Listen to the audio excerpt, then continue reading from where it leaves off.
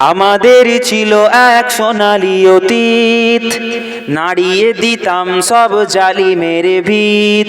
আইন ছিল শুধু ইনসাফেরি, জুলুম রুখে দিতে হতো না দেরি। আমাদের ছিল এক সোনালি অতীত, নাড়িয়ে দিতাম সব জালিমের ভিত। আইন ছিল শুধু ইনসাফেরি, জুলুম রুখে দিতে হতো না দেরি। আমাদের সে অতীত হারিয়ে গেছে, মজলুম আজ তাই কেঁদে মরে। হারিয়েছি যা তা কি পাবো ফিরে, তুমি না জাগলে তাকে ফেরাবে কে? ইয়া শাবাব ইস্তাইকিজ, ইয়া শাবাব ইস্তাইকিজ। হে যুবক জেগে ওঠো, হে যুবক জেগে ওঠো। তুমি কি শোনোনি খালিদের কথা, সালাউদ্দিনের শতবীর গাথা? যুগে যুগে তারা ছিল উম্মার ত্রাতা, তবে কেন আজ মনে শোকাতুর ব্যথা? সিরিয়া কাশ্মীরে আরাকান উইঘুরে ডাকছে তোমারই ভাই, মিটাবে জুলুম চিরতরে, তাকে কোথা খুঁজে বলো পাই? হারিয়েছি যা তা কি পাবো ফিরে, তুমি না জাগলে তাকে ফেরাবে কে? ইয়া শাবাব ইস্তাইকিজ, ইয়া শাবাব ইস্তাইকিজ। হে যুবক জেগে ওঠো, হে যুবক জেগে ওঠো। তুমি আজ মজে আছো ভোগ বিলাসে, ওদিকে তোমার বন কাঁপে ত্রাসে। যাকে কভু দেখেনি সূর্যালোকে, সে বনাজ লাঞ্ছিত বারে বারে। ভারত ফিলিস্তিনে আরাকান উইঘুরে কাঁদছে তোমারই বোন, তাদের ডাকে তুমি সাড়া দেবে, বলো কবে নেবে এই পণ? দেখবেন আজকে ইউটিউবে, মোবাইল, ফেসবুক যারা ব্যবহার করেন, চারিদিকে দেখবেন মেয়েদেরকে নিয়ে বর্বরতা। মেয়েরা পর্দা করবে না করবে নি, আমাদের বাড়ির মেয়ে আমরা শিক্ষা দিব, বলছে না মোল্লারা বারণ করছে। তোমরা তোমাদের স্বাধীনতা কাড়িয়ে নিচ্ছে, তোমরা নিজেদের স্বাধীনতা হারিও না, তোমরা সচেতন হও। আর এটা শিখাচ্ছে কারা? ওই বসে আছে পশ্চিমারা, ওয়েস্টার্ন যারা বসে আছে, মধ্যপ্রাচ্যে যারা বসে আছে, তারা শিখাচ্ছে। কে? না যাদের নাম এপস্টিন ফাইলের মধ্যে যুক্ত। এপস্টিন ফাইল নাম শুনেছেন আপনারা?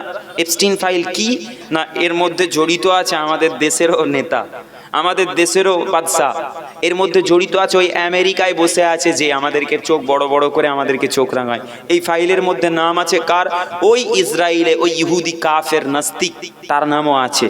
বিশ্বের বড় বড় বড় বড় ধনী ব্যবসায়ী, বিজনেসম্যান, বড় বড় নেতা, বড় বড় আমির, আপনারা সৌদি আরবের কথা বলেন, সেই সালমান, তার নামও এই এপস্টিন ফাইলে যুক্ত আছে। কি হতো ওখানে? এপস্টিন নামক একটি দ্বীপ, যেখানে 9 থেকে 10 বছর অথবা 11-12 বছরের মেয়েদেরকে নিয়ে চলে যাওয়া হতো। ওখানে গিয়ে তারা তাদের সাথে আনন্দ ফুর্তি করতো এবং তাদেরকে জবহ করে একটা বাআল নামের একটি দেবতা তাদের আছে, একটি পাথরের মূর্তি আছে। সেখানে তারা ওই মেয়েদেরকে আনন্দ ফুর্তি করার পর, রেপ করার পর তাদেরকে জবহ করে দিত, তাদেরকে খুন করত। কার নামে? ওই বাআল নামের ওই দেবতার, উৎসর্গ করত তার নামে। আর তাদের থেকে আমাদের বাড়ির মেয়েরা, আমাদের বাড়ির যুবকরা, আমাদের ইউথরা তাদেরকে আইডল বানিয়ে বসে আছে।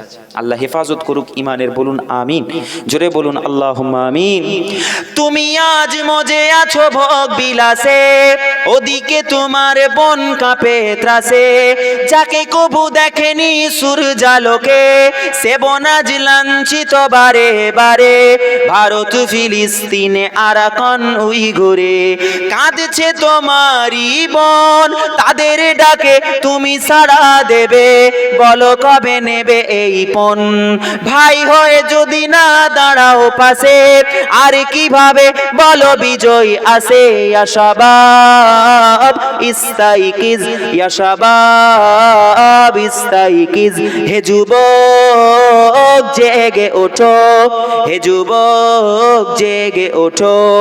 আমাদের ছিল এক সোনালী অতীত, নাড়িয়ে দিতাম সব জালিমের ভিত। আইন ছিল শুধু ইনসাফেরি, জুলুম রুখে দিতে হতো না দেরি। আল্লাহুম্মা সাল্লি আলা।